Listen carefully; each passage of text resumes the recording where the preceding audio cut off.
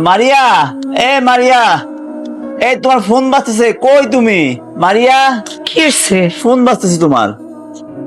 কি হলো, ফোন কাইটা দিলা কেন? ফোনটা ধরতা। আর বললো না, মোবাইল কোম্পানি ফোন দিস, সারাদিন ফোন দেয়। ফোন ধরলে কয় আপনি কি নতুন নতুন বন্ধু পেতে চান, তাইলে এক চাপ দেন। আমি কে ঘুমো তাড়াতাড়ি বয়ে রয়েছি। ঠিক আছে, তুমি এক সপ্তাহ নতুন বন্ধু বানাইতা, কি কও? তুমি আসো আজারিয়া কথা নিয়ে, আর এইদিকে সংসারের চিন্তা আমার মাথা নষ্ট হয়ে যাইতেছে। আমার ভাইয়ের লগে কথা কইছি, আমার ভাই আমার একটা বুদ্ধি দিছে। কি বুদ্ধি? আমার ভাই কইছে, আমার ভাইরে যদি তুমি 10 লাখ টাকা দাও, ওই 10 লাখ টাকা দিয়ে আমার ভাই একটা ব্যবসা করব। তো প্রতি মাসে মাসে আমার কিছু টাকা দিব, সেই টাকা দিয়ে ধরো আমাদের সংসারে খরচ চলবো। তুমি তো আন্ধা হয়ে গেছো, তোমার চোখের চিকিৎসাও চলবো। কি কইতাছো তুমি এগুলা? 10 লাখ টাকা?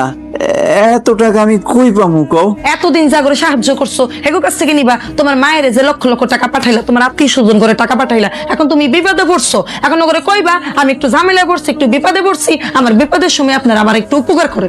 দেখো, আমার মা, আত্মীয় স্বজন, এগুলো কোনো কথা কইবা না। তোমার টাকা লাগবে তো, টাকার ব্যবস্থা আমি করবো নে। আমার চোখ চলে গেছে, কিন্তু এখন আমি মরে যাই নাই। তোমার ওসব পেশাল কথা শোনার টাইম নেই আমার কাছে। আমি অনেকটা বাথরুমে যাবো।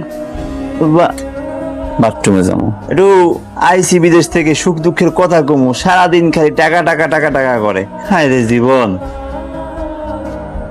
আর তুমি এমন করতেছো বাড়ির সামনে, সবাই দেখে যাবো তো। আর দেখ না, দেখলেই তো ভালো। আমি তো চাই জোর করে দুটা বিয়ে দিয়ে দেখ। বিয়া পুরো শখ জাগছে, সময় হলে বিয়ে হইবে। এমন পাগল হইলা কেন? পাগল হবো না কি হবো? আমি কয়বার ফোন দিচ্ছি তোমার, তুমি তো ফোন রিসিভ করো না। আমি টেনশনে থাকি না তোমার নিয়ে। টেনশন করার কি আছে? আমি ফোন কেন ধরবো?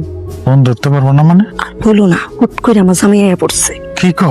মানে তোমার কি কোনো সন্দেহ টন্দেহ করছে নাকি আবার? আমার সন্দেহ কইরি আইসা পড়ছে। তুমি কেন বুঝতেছো না? এটা তোমার মাথায় যায় না? তোমার জামাই কি তোমার টাচমাস করে? তুমি তো সব উল্টা পাল্টা কথা লইয়া আমার ধরবো কখন?